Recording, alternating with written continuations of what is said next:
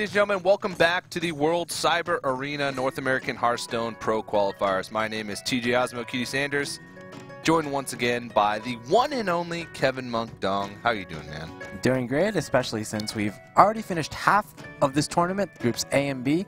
Now we're ready to go into the very exciting Group C. Group C, or Group Number C, as someone would so eloquently put it.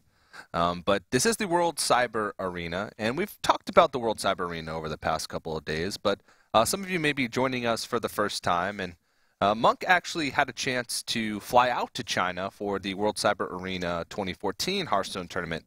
Why don't you give us a little bit of a rundown of how your experience went over there? Yeah, it was actually just really great. We got over there, we were placed in the best hotel in the city. Treated really well, some of the best food I've ever had in China, actually, and that says a lot. It does. And we were basically treated like rock stars, given a lot of accommodations. We got to meet all the Dota players, all the Crossfire players, actually. Yeah. And it was just a really nice battle of the East versus the West. Awesome. And, of course, the World Cyber Arena, the qualifiers, we've had 16 players, 8 of which have already competed, and we put them up into 4-player groups. And one group a day, basically. And it is best of 5 conquest. Conquest, of course, is the standardized format that we have been going with since Blizzard made that the format that is going to be at the BlizzCon World Championship. And it has its pros and cons. But most players have seemed to be very receptive and have a lot of positive things to say about Conquest. They've been competing for $12,000 in prizes. That's just for the qualifier alone. The top 4 players from these 4 days, the winner of each day will be flown out to the World Cyber Arena qualifier finals at the beginning of June. It is a LAN. And then the top 2 players from that will go to China at the end of the year in December to compete for $250,000. And that's just for the Hearthstone tournament alone. So lots of money on the line. Yeah, it's even actually more money than BlizzCon right now, or at least last year. Last year, the prize for WCA 2014, the entire prize pool for Hearthstone, was just slightly under BlizzCon's prize pool. Yeah. But this year, I think they're looking to top that. Yeah, with the first prize being, it's converted from the Chinese currency, so it's $112,903, which is pretty funny, that exact amount. But it was $100,000 for the BlizzCon World Championship, I think, so a little bit more than that. We've already seen Firebat and Amaz make it through. Firebat last night, and then Amaz in the first night of the week on Monday. And we have plenty more action to come for the rest of the week. We're about halfway through. Yeah, let's take a look at what happened in the previous days. We had Amaz, like you said, making it out of Group A with some kind of targeted decks against his opponents. Firebat, on the other hand, made it out of Group B with more of standard decks, just playing off of his deck building skill, his just overall skill against his opponents that kind of tried to target him. Today we'll have Zilay, Hyped, Dart, and Trump, of course, 3 very no names, and of course we have Dart to finalize that group of 4. And at the end tomorrow we'll finish off the group with Chalky and Reynad, perhaps my favorite duel in Hearthstone. Yeah, I think they have some history. It's been a long road since those guys. About a year ago, they competed against each other in the ESL King of the Hill tournament, and Chalky did some fantastic BM at the end, and Reynad didn't take it too lightly. And so since then, they sort of had a pseudo-rivalry, but I think they put that behind them. We'll have to see, though. That is going to be a good matchup nonetheless tomorrow. But let's focus a little bit on today's group. We have 4 players today: Dart, Trump, Zilay, and Hyped. It's a pretty good lineup. Yeah, I think today's overall theme will be about predictability. Trump and Hyped especially are 2 of the most exposed Hearthstone players, and they're actually 2 of the most predictable Hearthstone players. Hyped pretty much, he always brings Mage, Druid, and Rogue to every tournament within the last 2 months, basically. So he's very easily counterable. Meanwhile, Trump, he has a tendency to bring Warrior to tournaments, especially when he knows he might face Hyped. He also has a tendency to play whatever deck he's been playing on stream, so I've been checking out his stream lately. He's really liked Handlock, so we can really probably expect to see some Handlock in his lineup. Meanwhile, we have Dart, who's like, he hasn't played many online tournaments at all, any broadcasted tournaments. So he'll be able to use that advantage of being able to scout his opponents, while most players will be clueless about what Dart will bring to this tournament. Yeah, so it's cool that you mentioned the sort of theme of the group is predictability, which means that a player like Dart will be in a situation where he's not predictable, so he has the advantage. Going into a predictable group, if you're the only player who's unpredictable, we'll have to see. And we actually got a chance to talk to Dart the other day, and he was saying that he had some tricks up his sleeve, some really cool tech cards that he put in, some surprises for not only the casters but also the players as well. So I'm excited to see what kind of stuff that Dart is going to bring out. Yeah, he hyped to us basically that he would play a card that had never been played in Hearthstone before, in competitive Hearthstone. Yeah, that's a pretty huge claim to make, and we had a really fun guessing game trying to guess what it was with him giving us hints, though. And there's going to be a lot of puns to be made today as well. Dart is super hyped about all of the trump cards that he's going to be bringing and we'll have in to this see, matchup. We'll have to see if Dart makes his mark. Yeah, I can't think of any puns that I could possibly make with Zile. Should have prepared beforehand, I guess. I should have prepared. I'll think of some by the end of the broadcast. But maybe if you guys have some puns, you can go ahead and follow us on Twitter at WCA_America, or you can use the hashtag WCA2015 to let us know what you guys think about the games that have happened, that are happening today, or any ones that are going to be upcoming. On that Twitter, you'll also be getting news and updates about the other 3 games that World Cyber Arena North America qualifiers will be broadcasting over the next couple weeks. It is Heroes of the Storm, Dota 2, as well as Crossfire. So if you want tournament brackets, schedules, players, any of that information, make sure you hit us up on social media, and you'll be able to find all of that information. But we're pretty close to be able to jump in this first match between Dart and Trump. And you talked about Trump and his predictability.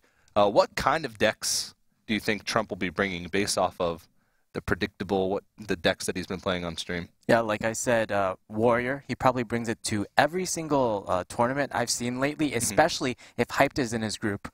At the Xfinity tournament 2 weeks ago, he faced Hyped in the first round, and he actually really hard countered Hype's lineup, including bringing his own Warrior to the lineup and just doing really well with that Warrior, being second only to Show. He only was defeated by Show because Show brought his own Warrior to the tournament as well. Yeah. And, of course, Show is one of the most experienced Warrior players, at least on the ladder currently. And Dart is another player. People don't really know too much about him. I actually casted with Dart a few times last year, the online portion of the BlizzCon qualifiers, and he actually casted some of the ESL King of the Hill tournaments way back in the day. He is a medical student, of course. I did not know that. As he will tell you multiple times over, but he's a smart guy. He doesn't have as much time to play Hearthstone, but he still manages to finish in top legend almost every season. I believe in the last season, the March season, he was number 7. He had a number 7 legend rank finish, which is pretty impressive. A lot of players collaborate with him. He collaborates with a lot of players. They respect his decision making, his deck building choices. So we'll have to see if he's going to be able to take on a veteran in Trump. Yeah, it's really impressive by him that he manages to juggle both medical school and Hearthstone. I guess Dart and Trump are kind of on the opposite spectrums in that scenario. Basically, Trump is full-time Hearthstone, as full-time as you can be. Meanwhile, Dart is kind of doing this as a side thing.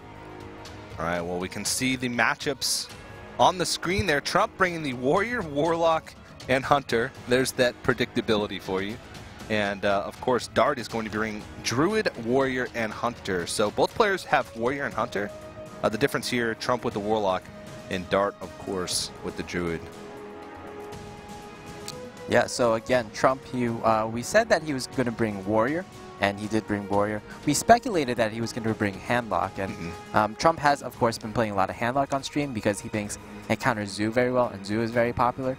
But Trump was also known as a very prominent Zoo player back in the day, about, I would say, half a year ago. So he might just surprise everyone and bust that out. And if he does decide to pick Zoo to this tournament, I would actually be really impressed at him because, again, he is predictable, but he can use that to his advantage. He can be unpredictable, even though he usually is predictable. Yeah. The old double-edged sword there for the players that think they're predictable. Trump just did a motion with his hands that I'm not sure what it was. But he was trying to poke out Dart's eyes. I think that's what it was. Poke out Dart's eyes through the webcam. So that first matchup, a lot of players have said that the general consensus among most pro players is that Zoo is the stronger variation of Warlock currently, but Handlock is actually considered a pretty known counter to Zoo. What are your thoughts on Zoo versus Handlock right now in the current tournament setting? Yeah, usually before Blackrock Mountain, before GVG came out, Handlock was regarded as one of the best counters against Zoo. I mean, when you're facing Zoo, Zoo doesn't have too many counters. I guess there's Freeze Mage, I guess there's Handlock. But yeah, Handlock would be considered one of the better counters. The issue is, since Imp Gang Boss came out, there's a problem that Handlock's face is that usually Hellfire is what you want to play on turn 4, but when you Hellfire an Imp Gang Boss, you basically leave a 2-1 on the field and an additional 1-1 on the field. It can be super annoying to clear off. But we are going to jump into that first matchup. It is going to be Trump on the Warlock versus Dart on the Warrior. And judging by these cards, it is going to be the standard, more standard Control Warrior. He did say, though, he has some surprises up his sleeve. So we'll have to see what kind of surprises Dart has in store for us. Yeah, and it's actually Trump, judging from these hands, it's almost certainly going to be a Zoo deck. So Dart, he was telling us he suspected that Trump would bring Handlock. So wow, Trump might, Dart might just keep the Shield Slam, Shield Block combo, suspecting that this will be a Handlock, and I think this is really going to hurt him. Yeah. Oh, no. Well, he's actually not punished for that because he does get Fire War Axe in his opening hand. Yeah, you can tell that heavy mulligan for Zoo here, or sorry, for Handlock, but he does get rewarded with the Fire War Axe. Fire War Axe, the most important card going up against the Zoo matchup. This isn't that powerful of a hand for Trump early on. Yeah, judging from this hand, it seems to be more of a mid-range-ish type of Zoo. Oh, no, whoa! He draws that card right away. So this is his tech card, the Clockwork Giant. So basically, I think his strategy was he predicted Trump to bring Handlock and Warrior. And against Handlock and Warrior, this is a pretty good card, right? The Clockwork Giant. Yeah. Because you usually get to play it on turn 3 against your opponent's turn 4 play. Yeah. If he plays a Mountain Giant on turn 4, then you can just trade your Giant into it. If he plays a Twilight Drake, that's even better because you can often just 2-for-1 with the Clockwork Giant. Yeah, and with this turn 1 pass from Trump, Dart's thinking that his prediction was correct, that Trump is playing the Handlock here. And I mean, it's turn 1. He's going to be surprised. It is turn 1, and Dart is going all the way to the rope. He's going full life coach here, I'd say. Trump is like darting his eyeballs back and forth thinking, what's going on? As soon as the rope appears, he does, well, Mal'Ganis. That's a good one. I'm really looking forward to Dart's reaction when this Knife Juggler is going to be played. And I think, even though this is a very obvious play from Trump, well, actually, he's going to tap? Whoa. Okay, he's basically, he's judging his hand right now, and he's saying, okay, if my Knife Juggler gets Fire War Axe, I'm going to be in a lot of trouble because I don't have really much of a threat in the next following turns. Yeah. And he was that's a very good point. And because if he plays Knife Juggler on that turn and he gets Fire War Axed, all he's doing is tapping, and he's giving away that information to Dart exactly what kind of deck this is, which will affect his decision making for the next couple turns. Unfortunately, that might just play into Dart because Trump didn't play the Knife Juggler on turn 2, so he might not play it on turn 3 if he doesn't get a good 3-drop. So if he actually taps, Trump actually taps on turn 3, Dart will be able to play this Clockwork Giant, I think. Yeah. Unlike Mountain Giant, you can actually coin out a Clockwork Giant. That's true. Everybody's been that point in their careers. The first time they play Handlock, they're like, oh yeah, Mountain Giant, all I need is 1 more mana. Well, actually, sometimes you can coin out Mountain Giant if you have, for example, if you have Trade Prince Galawix on your opponent's side of the field. Wow, that's true. Very true. And well, Dart, he's not two-phased, I think. But his Clockwork Giant surprise is... he looks quite confused, actually. And now that card could end up sitting dead in his hand for a while. I mean, against Handlock, you expect that card to come out like this turn. But against a Zoo Warlock, it's going to be quite a while before that. Yeah, is going to be able to play it. Because Trump's start was so slow, Dart's kind of accumulated a lot of answers to threats, especially because he kept the execute, shield block, and shield slam. Anything that comes out of these void callers, Dart will be able to deal with fairly effectively. Yeah, for sure. Yeah, it's definitely not a terrible hand for Dart if he's sitting in this situation. The bad thing is, though, is he doesn't have a board right now, and so that void caller is really scary. He doesn't want to he doesn't want to have to deal with that unless he has removal for whatever could possibly come out. And when you see a Zoo War like that who passes the first couple of turns, you know that their hand is pretty clunky. They have a lot of higher cost drops in their hand, and a lot of times those Zoo Warlocks will top out at usually demons like Doomguard, maybe like Lotheb, which we did see, and then Mal'Ganis. So. Yeah, some players, when they play the Void Caller on turn 4, they're looking to bluff their opponents out because sometimes they don't have a demon in their hand. We've seen Life Coach employ this tactic at Sea Sword Cup, for example. But like you said, because Dart has seen Trump tap so much, he knows, pretty much can guarantee that there are huge demons in Trump's hand. Yeah, this is actually really crazy. I mean, he's got just about all his demons in his deck besides Flame Imps and Void Callers. Second Void Caller Walkers. They're callers. No, in his hand. The demons that he has in his hand. Yeah, so yet another Void Caller comes on the field, and basically Trump is just trying to guarantee these huge value minions are going to be able to come down. Ooh. See if it's Doomguard or Mal'Ganis here. Oh, the Mal'Ganis comes out. Oh, jeez. No, that's actually good for Dart because he would be able to kill this demon anyway, so it might as well be a higher value demon. Yeah. Yeah, he would have been able to kill the Doomguard as well, but this way he gets more value out of it. Now, the one thing is, sometimes Mal'Ganis is the only BGH target. Some Zoo Warlocks do run Dr. Boom, but if he is running BGH, he's not going to really get value out of that. Yeah, we saw Dark kind of shake his head, and I think it's partly because he used 2 of his answers to deal with 1 Void Caller. And he basically doesn't have anything at this point to deal with future threats. Sylvanas is good, though. It kind of clogs up the field, and Trump in this kind of decks, a lot of these type of mid-range Warlock decks, they don't run Iron Beak Owl or any types of silence.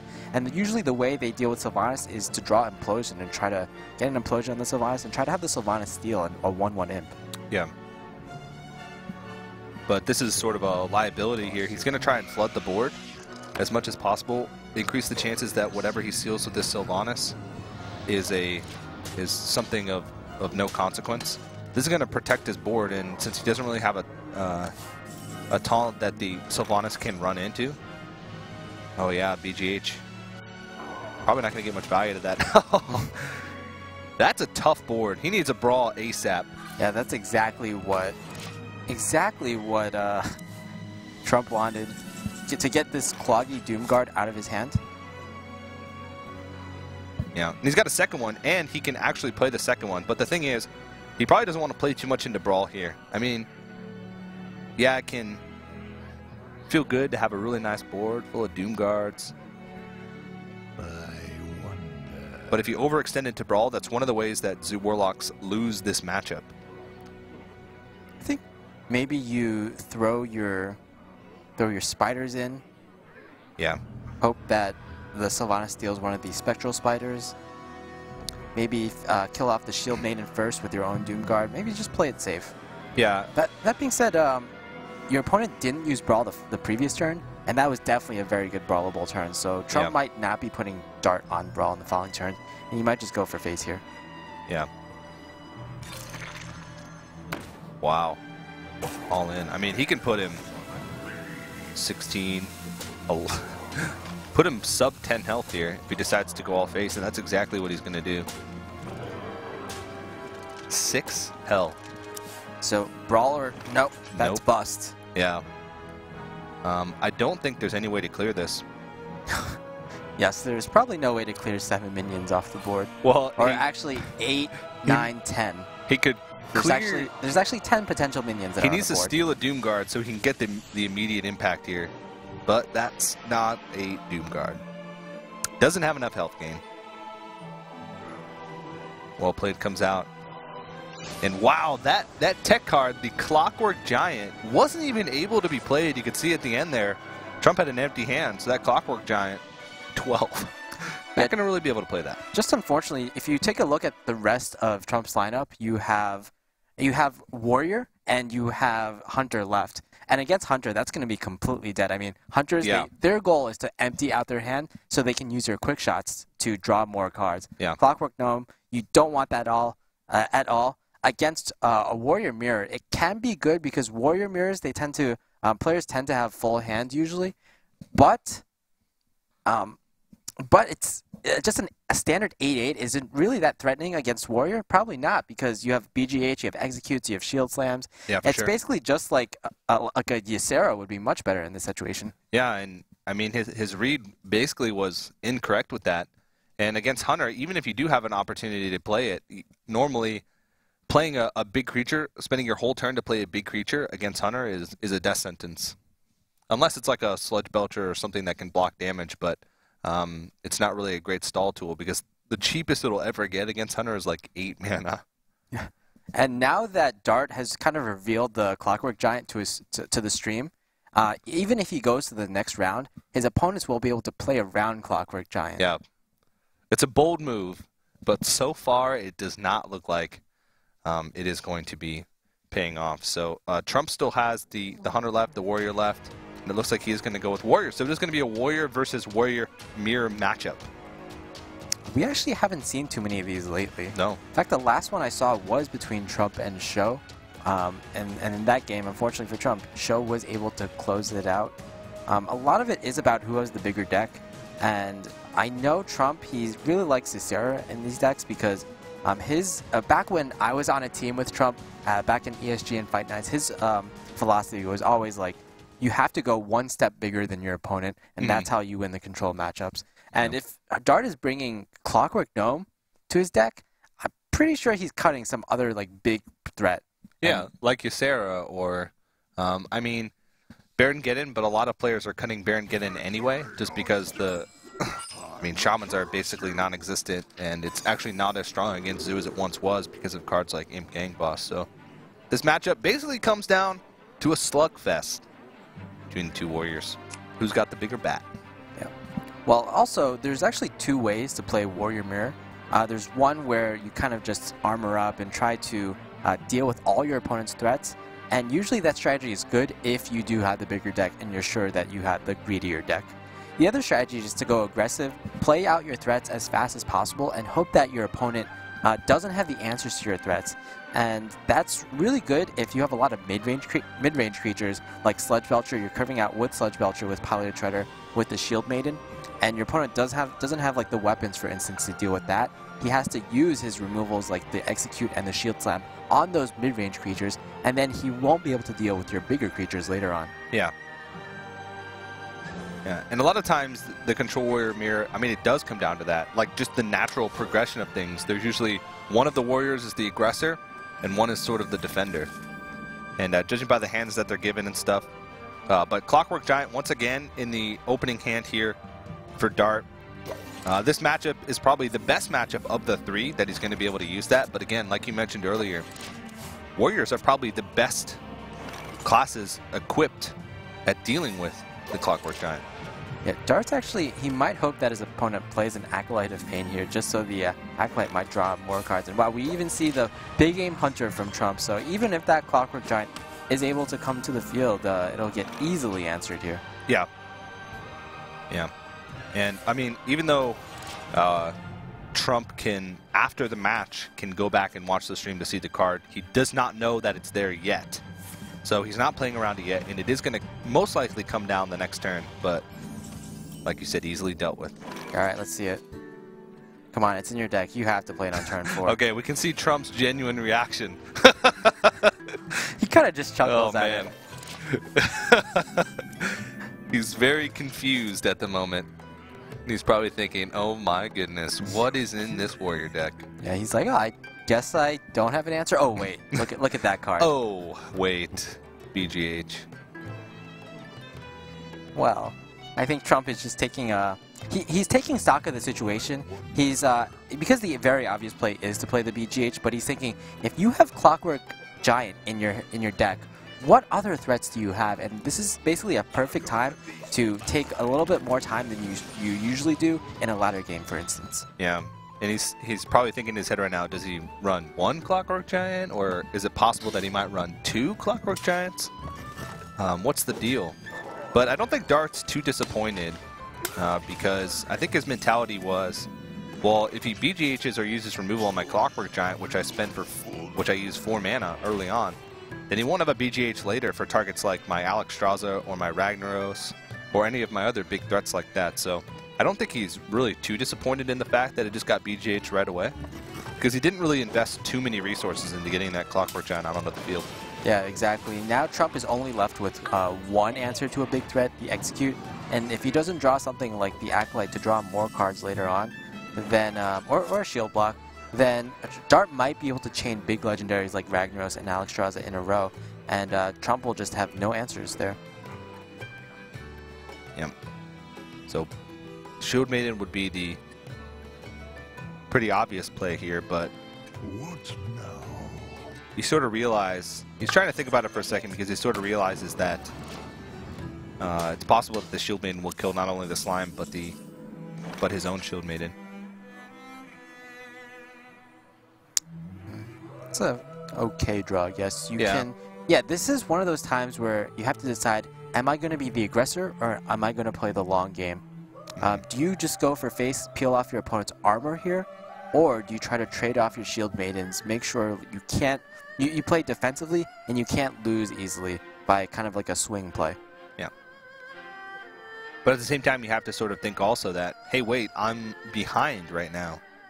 If I decide to go face and become the aggressor, then what if I turn it over to Trump and I have less armor and less health? If he decides to go face, am I going to lose in sort of that race scenario? Is he going to be able to out-aggress me?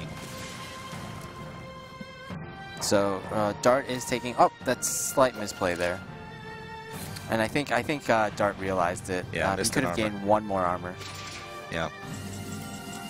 We'll see if Trump has lethal by 1 damage, and if it matters. Exact lethal, and that armor comes back to haunt him. The Armor Smith is kind of annoying, I guess. It's actually, Trump doesn't have a good answer to it, but I don't think he cares. Just putting down a Shield Maiden down on the floor. And in this matchup, you always have to sort of think before you use your removal spells, like Execute Shield Slam. Especially on these mid-game targets like Shield Maiden. You always have to try and count the threats in your head. Do I have something that's going to be able to deal with a big threat that he puts on the board next turn or the following turn? And if you have a way to deal with it, even if it's not a clean way to deal with it, sometimes that's better, just so you can have your removal later in the game to use against big threats or bigger threats. Yeah. So Sylvanas is going to come down, and that's a fairly decent trade. Kind of, I would say, even for both players. As Sylvanas trading for a Shield Maiden plus an Armor Smith, yeah, I think I'll take that. Yeah, for sure. He can actually stall a little bit as well by playing the Sludge Belcher. So, again, this is a turn where Dart, he has to decide whether he plays defensively with a card just like Sludge Belcher, or he tries to put on the offense with Alexstrasza. Most likely, with the number of cards in Trump's hand, he has a really good threat, or he has a really good answer. Well, wow, I didn't expect this. Ooh. So it doesn't play anything, just armors up and goes face here. So he's going to force Trump into a situation where he has to trade in with this Sylvanas. Chips away some of the armor. Looks like he's setting up for maybe like an Alexstrasza, so he can get down to 15 health without much armor. Yeah, that's interesting. So he just gives his opponent an Armor Smith. I'm really curious as to why he did that, because now, even though he did peel off some of his opponent's armor, what that basically does is it gives his opponent more armor in the future by giving him this Armor Smith. Yeah, and Trump doesn't really have any reason to trade the Sylvanas yet. He can force that on Dart to have to deal with that. because again, he's sort of slightly ahead in that armor race. I think right now, because you drew the Emperor, though, you do trade just to make your opponent make it really difficult for your opponent to deal with this upcoming Emperor. Yeah. And as we can see from Dart's hand, he actually doesn't have an answer besides a Brawl. You know, once upon a time, Sylvanas ruled the 6-mana slot, but there's a new Emperor in town. Ooh. But does he have the right clothes? Does he have new clothes? Does he? I don't know. He looks pretty close to me. I can't even tell. I don't even know what Emperor Thorzan is. I think he's a dwarf. Yeah, he's definitely a dwarf. Okay. He is a descendant of the original Emperor Thorzan, who unleashed Ragnaros into the world. Wow. You told me earlier that you never even played World of Warcraft. I have not. I just watched all these lore videos that are on Reddit. Okay. Pretty good. So yeah, Alex Raza comes down, and unfortunately there are many easy answers, and even a Baron Geddon in Control Warrior. Yeah. It's kind of a, like, it's not really a popular card in Control Warrior these days. The decks that you're really targeting with that card are Paladin, Shaman, and I guess Zoo. Mm-hmm. And Zoo is somewhat popular, but I don't think Baron has been that great against Zoo. And Shaman and Paladin are just really uncommon classes, especially in this tournament so far. I don't think we've seen a single Paladin. No. Yeah, Paladin's sort of falling out of favor, and Shaman hasn't really been popular in the tournament scene for quite a while. Eventually we'll see a stray Shaman, usually from maybe a Taiwanese player, or we've seen the Fel Reaver mech Shaman from Forsen and RDU, but it's been a while since those have been popular. I've seen a lot of players, and the general consensus is, you know what, cut Baron Geddon, because a lot of times it's too slow against Zoo, even though it used to be a great card. Now with Nerubian Eggs and Imp Gang Boss, there's a lot of cards that just are cheaper that make it really tough, because some of these cards even trade up into the Baron Geddon. Yeah. So, like you said, Paladin is also a class that Baron is usually good against. But actually, in the Kingwood tournament that you casted over the weekend, there were 5 Paladins. They all lost. They all lost in the first round. Yeah. So it's understandable that there are no Paladins. We've seen no Paladins in this tournament so far. Yeah. Ecop tried his luck with the Dragon Paladin. A few weeks too early, Ecop. Yeah, it was just way too slow. And I mean, he had dragons in his hand. He got Dragon Consort value, but it was too late. Doomsayer? Whoa. Oh, that's a decent one for Dart, I guess, because he can clear it. But now he's forced to clear it, and he can't save his, he doesn't have the Cruel, he won't be able to use the Cruel Taskmaster with the Grom at this point. Yeah, it's so annoying. What's even more annoying is, he has a decision, he can actually either kill the Emperor now, or he can kill the One-Eyed Cheat, but he can't do both. Yeah. And that One-Eyed Cheat trades up so often when I see... Oh, well, no, actually, this does very well. Oh. This works. Yeah. Quite well, actually. That Harrison Jones was sitting in his hand for so long that I completely forgot about it. It became invisible, yeah. Because he kept it in his opening mulligan. It's just that Trump had no reason to play weapons for the past few turns. Yeah. It's a smart choice, keeping it in your opening hand against Warrior, just because you know that the beginning of the match is usually going to be relatively slow. You know what, that was a very interesting decision as well. Why didn't Dart just actually kill off the Emperor? Equip the Despite and throw it into the exactly. Emperor. And now the Emperor is contesting the Sledge Belcher very well. Yeah, it's contesting the Sledge Belcher, and he's also going to get 1 additional turn of value out of it, which he's already gotten ridiculous amounts of value out of it. His Grom Hellscream costs 6. He's gonna have a 5-mana Grom. 5 mana Grom. I mean, it's likely that he'll be able to play Grom, activate it, and equip a weapon on the same turn. At this point, you have to think about all the possible combos that Warrior can do, just bursting from hand, and it's gonna be 16 damage from hand with Grom, with Cruel Taskmaster, and an equip plus an equipped of a Death Spite, all in the same turn. If you play Baron Geddon and your Emperor Thorzan is at 1, does the Emperor Thorzan effect trigger before the Baron Geddon? Or is he not? Yeah. Huh. So... Okay, he's just going to clear off the first iteration and make sure that he preserves the Emperor's hand. Yeah, so the Emperor will, even if he did the other trade, the Emperor would have gone off first because the Emperor was played first, I believe. Okay. It's just like when you have, a very common scenario is when you have Baron Geddon and Ragnaros on the field, and whichever was played first, the effect will go out first. So, 2 servants of Ragnaros are on the field now for fighting for Trump. Does that mean Trump is Ragnaros the Fire Lord? I think so. I never saw Majordomo Executus, so Trump cheated the system.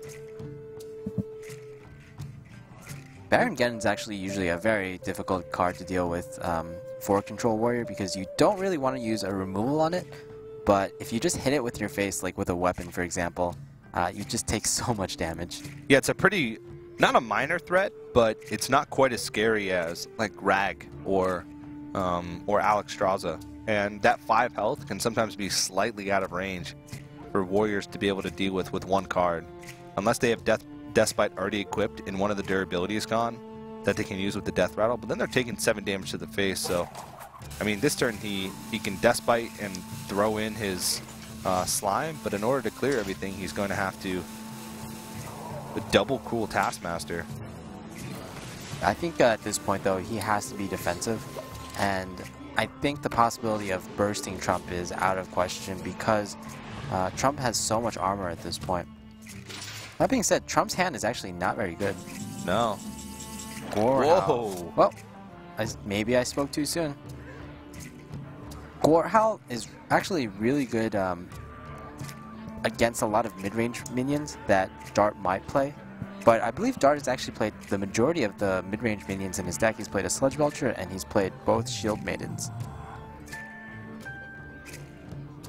Yeah. I like the Gorhal in the mirror matchup a lot of the time.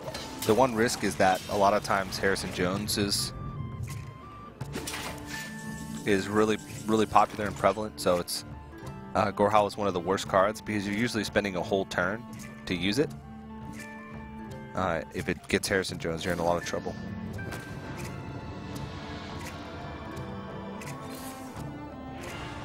Is Acolyte going to come down here at all? Yeah, I think so. Is he afraid of Brawl? I guess wow. Okay, Dart has made a lot of heads-up plays this game. Just doing a lot of moves that I wouldn't necessarily expect from him. Yeah. I mean, if you think about it, there's really not much of a point to use your second Deathbite's charge there, unless you want to chip off armor, which at this stage doesn't seem like the smartest play. And so if you're not going to get draw out of the Acolyte immediately. Oh, how tempting is that? Oh, the other thing is, oh my goodness. So if you notice, last turn, Trump's coin was actually at 2 mana, and that's because Emperor can reduce your spells to negative value mana costs. Yeah. Yeah, it's the same with all those 0 mana spells like Preparation and Backstab. So right now, coin costs -3. And no, you don't get that mana back. It's, are you saying the coin is Preparation? The coin cannot owe you mana. It can't write an IOU? No, it cannot. So Dart can draw 2 cards here easily, but I think he's at the point where he's thinking, is this match going to go to Fatigue? Yeah. And if it does go to Fatigue, just putting out the 2 Acolytes of Pain onto the field is going to be a liability. Mm-hmm. Yeah. And I mean, I like this play just because, like you said, the fatigue and putting on the damage while you can sometimes in this matchup is the right thing to do. And he's actually going to put him at 8 health. So he's out of card draw, he's out of damage, but he knows that Trump has been through quite a bit of his removal. There's a possibility that he doesn't have a way to deal with this. And wow, aside from Brawl, he doesn't.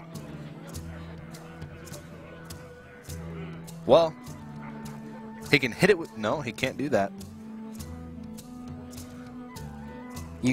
Unfortunately, Alexstrasza wasn't in the hand when Emperor was also in the hand, so you can't do something like play Alexstrasza and Grom on the same turn, right? Mm-hmm. So this looks to be just a simple Brawl turn, but the question is, what do you put into the Brawl? Acolyte of Pain. What gets in there? If he loses that Brawl, that's rough, because he's dead. Well, if he loses the Brawl and Grom comes out, then he's dead. Yeah, looking back at it, that was a really good play from Dart. He was kind of behind just in terms of card quality, and in terms of there's a Gorehall on the field, so he knows that probably Trump's deck is better for the long game. Trump is going for the 50-50. Dart crosses his fingers. Oh, he wins! The fist pump comes out from Dart, and he can actually coin out Alexstrasza. Yeah. Which is the funny thing. So that was his backup plan. Yeah, unfortunately, Dart, he hasn't won yet, but he's certainly looking in a decent position. Yeah. For Warwax, it's barely not enough. Not enough. And at this stage, without any damage in your hand, you can't really go for the Grom and the Fiery War Axe. You can put him at 2 health, but he's going to armor up next turn to 4 and be barely out of range of Fiery War Axe. And I don't think Dart has any direct damage left in his deck. Yeah. Maybe you just throw down... Oh, we don't know if he has... He might actually have Ragnaros in his deck. We don't necessarily know if he does or not. Oh, yeah, that's true. We actually do know because it was in his opening hand, I believe. Oh, okay. And also there's a possibility of Dr. Boom, which can just do 8 damage to the face with the Boom bots alone. Exactly, yeah. Dr. Boom is basically direct damage. So maybe here you just throw down your drawing Acolytes of Pain. You forget about the fatigue battle. You kind of give up the fatigue battle, and you just try to draw into as much damage as possible in the next turn or 2. Yeah. I mean, I don't really think trading here is much of an option. Why would he? In what situation would you want to trade? You've already seen that your opponent, he doesn't have an answer to the Grom. So yeah, that trade was kind of curious. Yeah. There's a chance that if he draws into removal, I can't remember how many. I think he still had 1 piece of removal remaining, but ooh, the Sludge Belcher is going to be able to block some damage. Yeah, so it's interesting that Dart between 2 turns ago, he's playing defensively. 1 turn ago, he's playing offensively. And this turn, he played defensively again. So just kind of switching up his lines of play. Yeah. Inconsistency in his goals. It's very important to have goals, of course. It is. Even when you're in a single game of Hearthstone. Well, Dr. Boom, that is a big threat. And it is going to have to be answered. But still, he's a long way off from being able to kill Trump. Just using the Iron Beak Owl here kind of feels not too great because you can't fit in both Dr. Boom and Fire War Axe after. And if you just throw the Iron Beak Owl down then and play Dr. Boom, then your opponent, he gets a free trade with his Sludge Belcher into your Acolyte, and his Acolyte will be able to trade into your Iron Beak Owl. Yet another difficult turn for Dart. What other silence targets would there be in the remainder of Trump's deck? So he's used Sylvanas already, so the only silence targets left in the Warrior deck is actually the Sludge Belchers and the Acolytes of Pain. That's pretty much it. I learned that a while ago when I was playing Double Owl in my mid-range Paladin, and I realized, hey, what exactly can Double Owl silence in Warrior? Pretty much nothing, right? Yeah, there was a lot of players that were teching in Spellbreaker as well. I saw some Warrior lists with both Iron Beak Owl and Spellbreaker. And it just seemed way too clunky. Yeah, that was back in the days with Undertaker, though, I think. Yeah, that's true, yeah. Where, like, if you didn't silence the Undertaker or you didn't have a Fire War Axe, you're like, oh, I guess I lose. Yep. Then on turn 6, you're like, oh, I drew BGH. Nice, I can deal with Undertaker now. Give yourself a couple chances to draw that.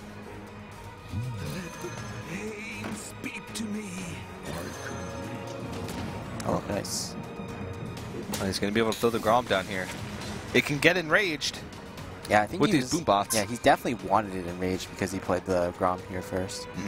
Yeah, I think he might have actually wanted the Grom to kill off this Dr. Boom because he has no really other good way to deal with it. He's going to try again. Yeah. If worse comes to worse, he can always just trade all the small minions off. Okay, that's a decent hit. Yeah. But it looks like he wants to deal with this right away. Puts himself down to 6 health. Ouch. Yet again, Dr. Boom is doing some work. And might this be another... Oh! Ragnaros. He can go for the 1 and 4. Wait, is it... No, actually, he can go for a 1 and 3. because Wow. he can't, with the fireworks, he can actually kill off the Sludge Belcher. It's pretty amazing. Both iterations of the Sludge Belcher, actually. Oh man, I think he's gonna do it. Well, I mean, 2 out of the 3 options, I mean, basically win him the game. There's no removal left for Trump. If it hits either the face or the Grom, face he wins, I mean, just because he wins. But if he hits the Grom, then he's got a rag on the board that just, there's no way to actually deal with it. Even, I mean, with Grom would, yeah, it's rough. If it hits the Acolyte, though, he's basically out of the game because he's got no threats. With a Grom on the board that can just trade right back into it. The only card he would have in his hand would be Brawl. Brawl would be the safer play here. If you don't use Brawl in this turn, though, you probably will never use Brawl for the rest of the game. And what I find in Control Warrior Mirrors when both players try to play the late game is that often it's whoever gets the most value out of Brawl that wins.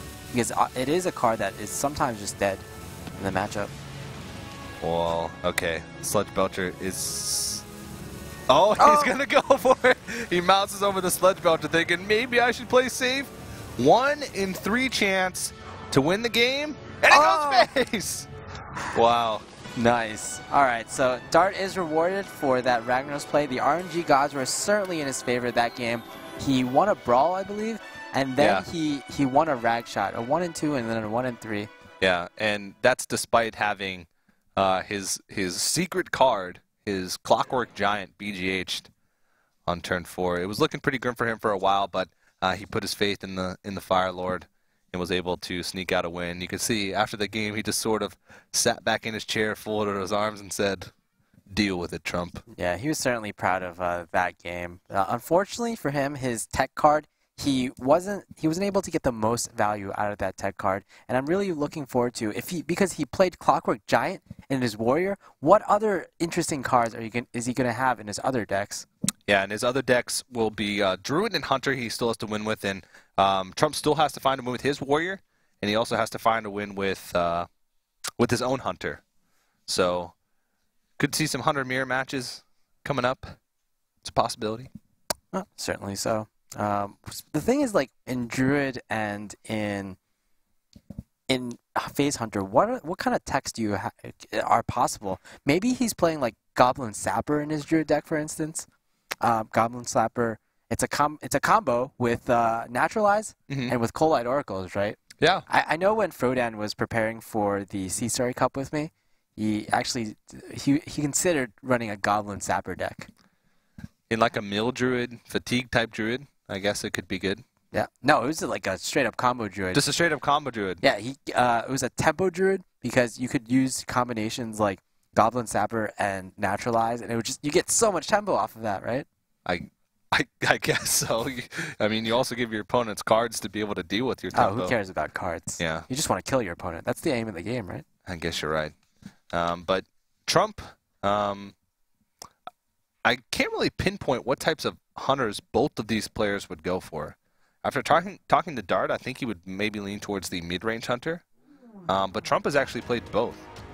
Yep. And it's actually going to be Warrior versus Hunter. So Trump queues up the Warrior once again. Dart is going to throw his Hunter out there to try and pick up a victory. Yeah, I would... Whoa. Is someone behind you, Dart? I guess not. He's paranoid now. Yeah. But I would think that Dart probably might lean towards the mid-range hunter because I know he is a player that... he's known for talking to a lot of players in the North American scene. And Root Era actually got #1 legend recently with mid-range hunter. So if he sees that, he's like, okay, mid-range hunter might be still very good here. Yeah, it does a little bit better against the matchups that Face Hunter usually has a lot of struggles with quite a bit.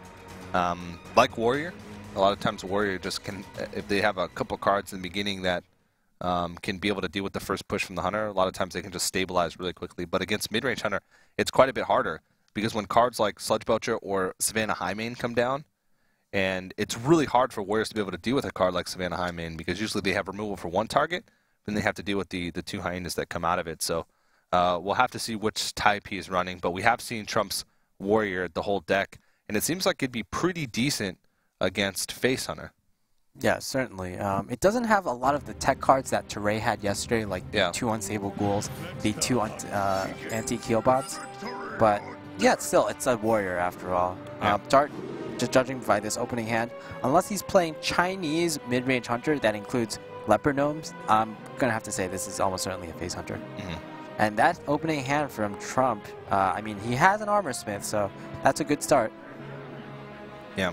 Armor smith, fire war axe, Taskmaster. Pretty much anything that can just 2-for-1. A lot of these small creatures that Hunter's going to play. If you can cool Taskmaster or Leopard Gnome on turn 1 and have it trade into pretty much anything on turn 2, then you're in really good shape. But both these players, I mean, they do the whole mulligan stare down. There is some information that you can get from your opponent's mulligans, but most of the time, players just wait until the end just so... It's like a... I'm trying to think of an analogy for it, but basically, just in case they might be able to find something from the mulligans, they wait until the end just in case. Oh, okay. I thought for a second that Trump kept that entire hand, but no, just the armor smith is fine. And wow, that's almost like a god hand for Trump. So ignore the Sylvanas, ignore the Baron Geddon. Pretty much armor smith and fire wax is all you need here. Yeah.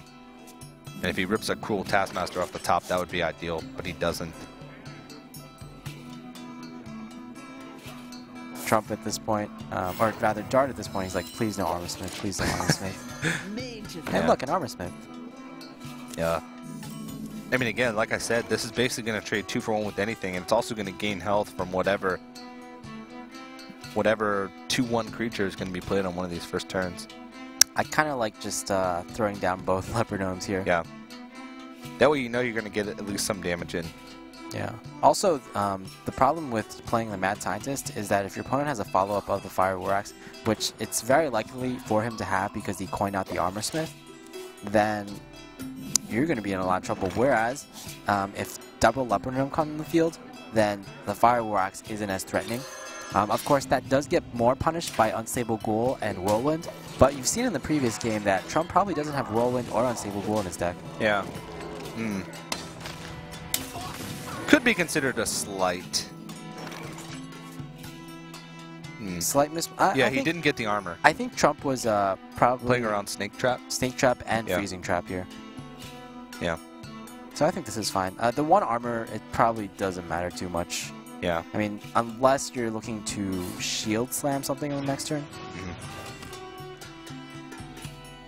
With the Worgen Infiltrator coming down on turn 1, it is unlikely that he's running Freezing Trap, and a little bit more likely, but still unlikely that he's running Snake Trap, but there's really no point in checking when you don't absolutely have to, or not checking when you don't absolutely have to. There have been players that have checked in Freezing Trap in their face center, and it has thrown a lot of players for a loop. Yeah, a player that's known for that, for example, is Kaldi. Yeah. And in the Kingwin Pro League today, I believe Hyped also did that. So it's probably not the best card in that deck, but like you said, just the value of it throwing your opponents off is huge. Yeah, in the Kingwin for Charity event, Hyped actually got pretty wrecked because he was almost certain that it was Explosive Trap. Yeah, I remember that. And he played really well around Explosive Trap, but then it ended up being Freezing Trap, so he actually got his Emperor Thor's hand frozen. Was, oh, really? Because I know in a separate scenario where Hyped also got thrown off in the Freeze Mage versus Face Hunter matchup, where he thought his opponent had Freezing Trap, and he actually had Lethal if it wasn't Freezing Trap. Oh. It was actually Explosive Trap, and he missed Lethal because of that. Oh, man. So both times, so he's like, you know what? It's pretty good because it's thrown me off a few times. Yeah. So I might as well put it in my deck. Makes sense. Face or face? What merits are there to trading here? You know the Leopard Gnome is going to do 2 damage anyway. If you don't clear off this Big Game Hunter, the Big Game Hunter is going to trade into your Wolf Rider. That's true. And so this way you preserve more damage on the board. I mean, you still get the 2 damage out of the Leopard Gnome. Ooh, Sludge Belcher. It's a tough card for face centers to be able to get through. Usually Silence. Some hunters run Hunter's Mark, but some actually take Hunter's Mark out. Yeah, you really want an Owl in this situation, and unfortunately no Owl for Dart. He's actually doing pretty good, though. Yeah. I mean, after the Shield Maiden will come down, gain some armor, but it actually doesn't do well to contest the board. Same thing goes with the Shield block.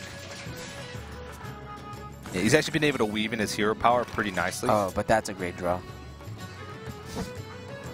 We saw yesterday, Teray, he had a warrior deck that had double Unstable Ghoul, double anti-heal bot, double Shield Maiden. And unfortunately for him, he didn't draw either Unstable Ghoul, but he drew 1 Shield Maiden and 2 anti-heal bots. He played all of them, and he still lost to Firebat's Face Hunter. He's still lost, yeah. It was something ridiculous, like 57 points of damage he ended up doing over the course of, like, 10 turns, which is absolutely... It's pretty absurd. I mean, he was averaging over 5 damage a turn throughout the course of the game. Specifically teched against aggro decks like Face Hunter, and he still managed to win. So here's a kind of a tenuous situation, but just with all the armor gain that he has right now, I mean, he's drawn so much of his armor gain. A Shield Maiden, both Armor Smiths, and a Shield Block. Yeah. This is usually the point of stabilization for a Control Warrior. It can sometimes be scary to get down to this amount of health, but this is usually what happens in this matchup, because you need a chance. Basically what happens at the beginning of the game is you're just dealing with the threats. You're not really building up a board of your own. But at this stage is where you can actually gain life on a turn, deal with the board, and be able to put out your own threats as well. So a lot of times the stabilization point where you can start turning around the game and gaining ridiculous amounts of armor are around this point where you're below 10 health. Dart is really hoping that Trump overcommits to the board here. So he'll be able to use the Unleash the Hounds kill command combination. And this is actually really dangerous for him, because now he's at 12 HP. And unfortunately that's not enough for Dart to deal with. No, he's 3 damage off, I believe. Yeah. And the Owl doesn't really accomplish much. He can silence the Armor Smith. But that Owl could be really useful later on if like a second Sludge Belcher comes down. I think though, because you've already seen 1 Sludge Belcher, you can safely just play the Owl. Yeah, especially since Sludge Belcher came off the top and he played it right away. If you have 2 cards in your hand though, and you do get one off the top, it's always better to play the most recent one, just so your opponent is less likely to think that you have a second one in your hand. Actually, Dart, he actually has to kill command this Baron Geddon or he dies next turn. Trump was kind of setting up lethal there with both like Baron Geddon and Gorhal. And he actually does that play well, so good for him. Good for him. Well, good for you, Dart. No, he killed command's face. he was pointing towards that Baron Geddon for a while, but unfortunately for him, that's just game over. Yeah. I mean, I don't blame him for going face in that situation, just because sometimes you have to make the play to win instead of the play to not lose, especially when you're playing Face Hunter. If he kill commands the Baron Geddon there, he runs out of damage. Yeah. Like he's got 1 card in his hand, it's Unleash the Hounds. How much damage could you possibly hope to get from Unleash the Hounds and whatever second card he might draw? His only out in that situation would be kill command. And if he uses the first kill command on the Baron Geddon, I'm sure he would not have enough damage to finish the game ever. Yeah, I completely agree. If he didn't do that, basically, the Baron Geddon would kill him over 2 turns anyway. Yeah, yeah. So might as well, he gets 1 more turn if he didn't have the Gorhal to kill his opponent. He basically had to race. And of course, Trump would have won that race. So Trump only has to win with his 100 now. Yeah, it's kind of unfortunate for Dart that he got that matchup, because if he got the Druid versus Warrior matchup, he probably would win that game, and he'd be smooth sails from there on out, because he would have Face Hunter against the Face Hunter, basically a mirror. Now Dart has to beat a Face Hunter with his own Face Hunter and with his Druid, and so usually Face Hunter versus Face Hunter, that's probably 50-50, unless Trump has like special techs like, for example, Argent Squire in his deck. That's a really good tech against other Face Hunters. And it also depends on how many explosive traps both players play. Just one of the key cards in this matchup, because as Firebat explained it to me once, Face Hunter is actually not it's not a deck about killing your opponent as fast as possible. It's actually a deck about killing your opponent 1 turn before your opponent can kill you. And Explosive Trap is just the key card with that mindset. Yeah, we actually haven't seen Trump's Hunter deck yet, so is there a possibility that it could be a mid-range Hunter? I think definitely it could be because Trump is kind of the one of the players. Okay, never mind. Nope. I had an Throw idea that going out the on, window. but we see the opening hands, and it's going to be Face Hunter versus Face Hunter, SM Orc versus SM Orc. Very fast-paced game. A lot of cursors being pointed at faces. So, okay. So both players have Unleash the Hounds in their opening hands, and I feel like that is one of the key cards in the matchup. And Glaivezuka as well.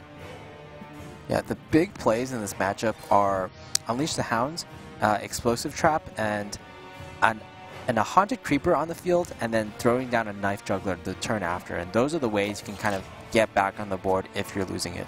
Yeah, because the Haunted Creeper, you can trade into something and get the juggles.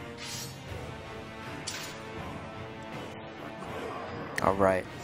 As player 1, Trump has the initiative, and Dart will be on the back foot. He might be the one that has to go for the trade in this circumstance. Dart, though, has the Golden Hunter. The sign of a true gentleman. What advantage does that give you in this matchup? Intimidation. It's fun. It's funny because you would think that the player who's full-time Hearthstone would have Golden Hunter, as opposed to the player who is in medical school. Yeah. Just goes to show you actually how much Hunter Dart actually plays. Which seems to be quite a bit. It is one of his favorite decks. I know that. And Trump usually caught playing Warlock. Trump did have the Golden Warlock. Now we know Dart. He's tried to tech in a lot of tech cards into his decks. For example, Clockwork Giant. Is there a possibility that Trump or Dart actually just has a flare here? It's possible. We did see the flare yesterday from Impact. Impact, yeah. Which actually didn't do much for him. He actually teched specifically for Hunters and Mages in a lot of his decks with Kazan Mystic, with flares. He actually had a point where he Kazan Mystic, Shadow Step, played Kazan Mystic again, stole an Ice Barrier and an Ice Block from a Mage, and still lost. Well, that's nothing, because in Kingwin Pro League today, Brian Kibler brought a Hunter deck with 2 flares. He brought a Druid deck with 2 Kazans, and he brought, I believe, like a Warrior deck with 2 Kazans. Oh my god. He faced Firebat. He was thinking, okay, Firebat's going to bring Freeze Mage, of course, right? And Hunter, yeah. Yeah. But Firebat brought a deck, 3 decks with no secrets, and he just got wrecked. Yeah, Kazan Mystic, not the best card when you're not stealing a secret. That 4/3 body is 9 times out of 10, you'd rather that be a pile of cheddar. Yeah. Well, this might come down to that. Yeah. Kill your opponent 1 turn before. Trump decided not to use Unleash the Hounds in the previous turn, and it might be a mistake here because right now, like after that, when he's going to use Unleash the Hounds ever again? For example, if he saved the Explosive Trap, it would be so much better here as opposed to Unleash the Hounds. And the opposite, just throw the Abusive Sergeant out there just to fit the curve a little bit better. It puts a body out, and it does 1 damage instead of the normal 2 damage that Abusive Sergeant would usually be able to put out. But that body is highly valuable in this situation. Explosive Trap, gonna stop it in its track. Yeah, both players have drawn 1 Explosive Trap, and as I said before, it is the key card in this matchup, so it's kind of even here. Both players drawing, I would say, equally well. In fact, I believe they've drawn very similar hands, basically mirrored hands even. Yeah. Explosive Trap, Glaivezuka each, an Eaglehorn Bow each, Knife Juggler, Abusive Sergeant. The one difference being is that Dart actually has a Kill Command, which is quite a bit of burst. It is, but it's from nothing. Yeah.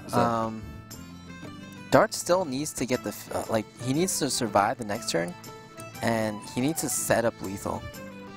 It's very possible with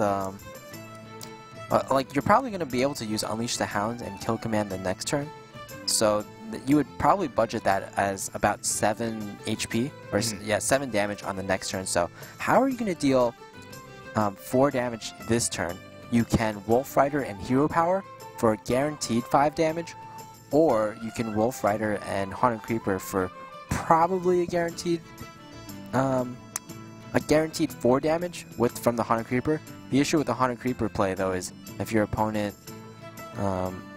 pops the Creeper and then he plays an Explosive Trap, then you're kind of screwed. Also, if he pops the Creeper and then plays Unleash the Hounds, you're kind of screwed as well. So I think the play here, because we have the opportunity to see both hands, is actually Wolf Rider and Hero Power. Yeah, very true. There is the risk that he takes if there's only one creature left on the board next turn. He does not have lethal. So this is basically that turn. So 6. Nope. No. Not quite. Not even with perfect juggles. No. He wouldn't be able to... not enough creatures on the board for Unleashing the Hounds. And he'd be 1 mana off from being able to weave in a Hero Power as well. Just not possible. Yeah. Trump is actually 1 damage off lethal if the knives go perfectly. Yeah.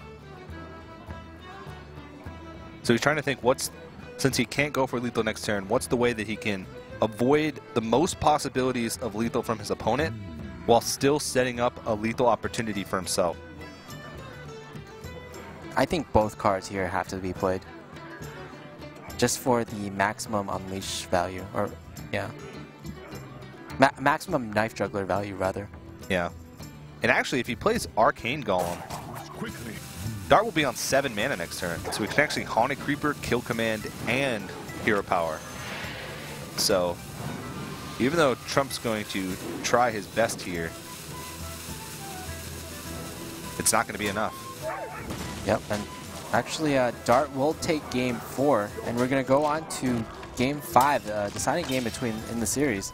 Not too many game 5s we've seen, actually, in the WCA tournament so far. Yeah. Yeah, either way, even if he'd found a way to trade in the Knife Juggler to reduce the amount of pounds to 2 just because of the Arcane Golem, he did even have enough mana to play Haunted Creeper, Kill Command, and Hero Power. But that's, like you said, that is going to move us to a game number 5. It is going to be Trump's Hunter versus Dart's Druid. Yeah, that's very debatable who's favored in that matchup. Most pros, if you ask them, they'll say that Druid is favored because they have a lot of taunts, they have burst, they have Innervate, Keeper of the Grove, those kind of plays. But in practice, in tournaments, I believe Face Hunter is the overwhelming favorite. Yeah. I wouldn't put it too far in the Hunter's favor. I think it all depends on what type of tech cards the Druid is putting in. Some Druids lately the mid-range Druids have been cutting Zombie Chow, which increases your matchup quite a bit. And again, it all depends on, a lot of times in that matchup, it comes down to sort of a race, because a lot of times you can't stabilize as well with a Druid. A lot of times when I beat Face Hunters with Druid, it's because I just cleared the board early and then beat them with a Savage Roar. Yeah. In most games that I've observed or casted, in that matchup, it's not that the Hunter runs out of steam. It's usually because the Druid has bursted the Hunter out of the game. Yeah, for sure. So we'll have to see if Dart, I mean, he talked about his tech cards. We saw the interesting Clockwork Giant in his Warrior deck that really didn't work out that well. We'll see if he's got anything funky going on in his Druid deck. Yeah, unfortunately, nothing so funky so far, and also unfortunately, Dart's hand is just terrible. He's gonna pitch it all away. He's gonna hope that he gets something back that he can actually play on the first couple turns. Well, one of these hands is really good. That is gross. That's a pretty rough hand for Dart. The first play that he could possibly make would be Big Game Hunter on turn 3 at the moment. Swipe is okay. It's okay, but if you're pretty much passing for turn 2 and then playing a Big Game Hunter on turn 3 against Face Hunter, you're probably going to be a little sad. Yeah. Just a little. And a lot of times, Face Hunters are banking on their creatures being removed that turn anyway. So if you're using Swipe to remove, and you're spending your whole turn to do it, oh, gross. That is A little gross here. Sad Dart. Yeah, not only does he have a really good start, but he also has an Eagle Horn Bow in combination with the 2 secrets that he's probably going to get, one off the Mad Scientist and one from his hand. Yeah. Dart, big supporter of the Jägermeister brand in the background there. Of course, and of Red Bull and Red Budweiser. Bull. So we'll have to see here. It's going to be rough for him to be able to come back in this game. Eagle Horn Bow is an option, but you have such a good trade here with the 2-1 against the 4-2. Leok's not too bad. Well, actually, yeah. I don't like Leok too much. Huffer would actually be the best one because we know that there's a swipe in Dart's hands. Oh, Harrison Jones, that's so key. Because as I said before, the Eagle Horn Bow is going to get so much value from the secrets that are coming on the field. Yep. That Harrison Jones, most likely, it'll get 2 cards. Dart, he's being the aggressor here. He knows the Mad Scientist. Even though this is a Face Hunter, the Mad Scientist will probably trade here because, after all, like we said, it's not about... Face Hunter is actually not a deck about killing your opponent as fast as possible. It's about killing your opponent 1 turn before your opponent kills you. And that kind of... This play from Dart, he kind of plays into that mindset. And Dart actually hasn't taken that much damage yet this game. Yeah, it's interesting. Even though Trump got a really good start and Dart didn't have a good start, it's actually, I guess, not looking too bad. But that being said, you have to consider the board positions. The Azure Drake is actually not too great on the field for Dart. Meanwhile, Trump does have a secret on board. He does have a weapon on board as well. But yeah. I think this is going to be the turn where Harrison Jones is going to put stuff in a museum. It is. And a 2 durability Eagle Horn Bow, like you said. So he's going to be able to draw a couple cards here. And, I mean, he's sitting at 13 health and not having initiative on that play. Oh! Innervate.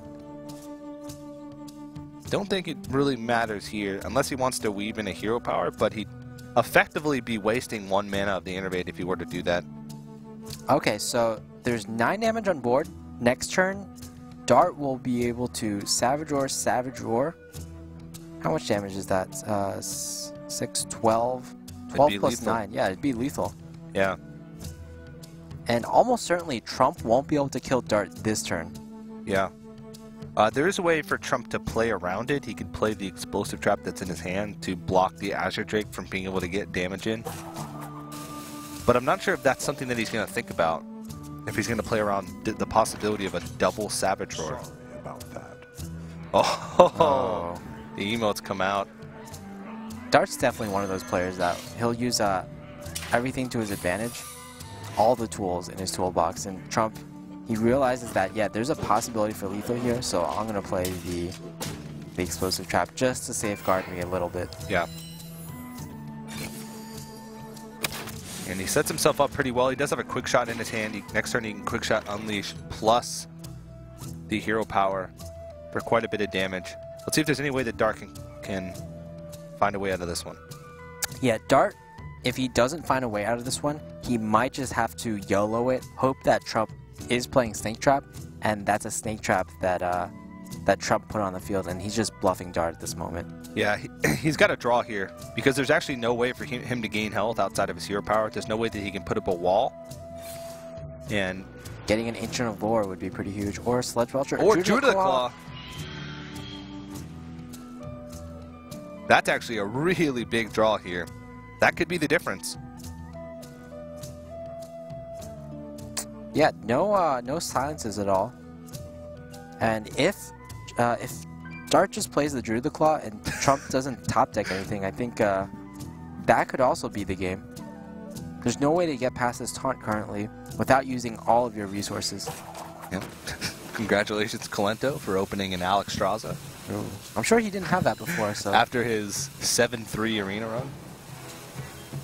And he actually, this is a smart choice to innovate out this hero power, because this would be the turn that he could get this damage through.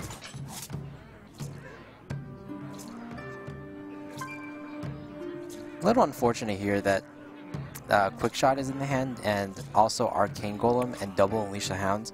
So more likely than not, this game will end before Trump is able to use the Quick Shot actually as a Quick Shot and not as a Dark Bomb. Yeah. Very true. Best way to deal with this here looks like to kill off the Judah the Claw with Unleash the Hound's Quick Shot, and then just weave in a hero power. Yeah, I think that's certainly viable. I wonder. He saw that Dart was trying to dig for a way out last turn. Used the Wrath to draw 2. Took the Druid of the Claw off the top and even had to innervate out a hero power. So that's a sort of a sign of desperation. So if he gets through this wall, most likely next turn he can set one up himself. Set up a lethal himself. Trump is, or rather, Dart is actually, if he draws another Druid of the Claw, I believe he has lethal either way, even if this board is cleared. Yeah, because he could... Well... Oh no, he can't use 2 Savage Roars in that scenario. So yeah, he's going with double Unleash the Hounds, and... Okay, so he's not going to put it on his opponent on swipe. He's going to get the most value out of his cards. Because he is the mayor of Value Town after all. And playing fairly defensively as well. Yeah, making sure that no sort of shenanigans could happen with Savage Roar here, because both of these creatures will die. And with the Explosive Trap up, he's going to have to tack into it eventually, because unless he builds up a board of creatures above 2 health, he won't even be able to Force of Nature Savage Roar for a win. Yeah, unfortunately, that's going to be it. And Trump is going to take the series no taunts and no heals whatsoever. He can't even pilot a Shredder into Wrath his own piloted Shredder for some kind of taunt or a Vitality Totem, perhaps. Yeah. Dart's really sad here. He prepared so much for this tournament, and he's not like Trump where he's going to get invited to every single event. Yeah. This was his one opportunity. I'm sure he'll have more in the future with a top 10 ladder finish last season, and he's got a pretty good head on his shoulders, and he works really hard. So it shows. He was so excited to show us his tech choice in his warrior yesterday. He's like, come on, guys, look what I got. Yeah. But you know what? He probably did get a lot of notoriety from playing that card. Yeah. You can put it in his accomplishments list that I was the first player ever to play Clockwork Giant in a competitive deck. Yeah. And the read was actually pretty good. If Trump had actually played Handlock instead, this series could have been quite a bit different, because this was super close. Yeah, so Dart is just hoping his opponent doesn't have lethal, and if he doesn't, then Dart will win on the next turn with both these shades. Yeah, but unfortunately, plenty of damage in the hand of Trump, and Dart a little upset about that one, but he is going to be eliminated. Trump is going to move on to the finals of today, and he's going to have another chance to compete in that World Cyber Arena qualifier final LAN at the beginning of June. Really well played. Yeah, and really well played by Trump. Really well-built decks by Dart. Kind of like a Flare. And even though he lost, I'm sure his stock has been boosted up. Yeah, definitely. And it's a really bold move to put in crazy tech cards like that, trying to guess your opponent. But it's also a really nice move by Trump to say, well, people are going to expect me to play Handlock, because that's one of the decks that I play the most on my stream. It's one of the decks that I've played the most when I've played in competitive play over the past couple of weeks. So it's good for him to say, you know what, let me just throw out the zoo. And it really threw Dart off there, especially since he like tapped the first couple turns in that game. So it made Dart think that he was going up against a Handlock. But it ended up not working out too well for him. Yeah, certainly a roller coaster of emotions for Dart, and not only in the whole series, but in the first game especially. He saw his opponent tap, and then I'm sure his heart completely sank when he saw Knife Juggler into Flame Imp, pretty much unleashing 2 cards from Trump's hand, and the Clockwork Giant increased to like 6 mana on that turn. Yeah, it was pretty crazy, and then it ended up costing 12 for the majority of the match after that. So pretty funny stuff. But we do have a couple more matches tonight, and Hyped versus Soleil is going to be the next one that we are going to broadcast. So guys, don't go anywhere. More World Cyber Arena qualifier action right after this.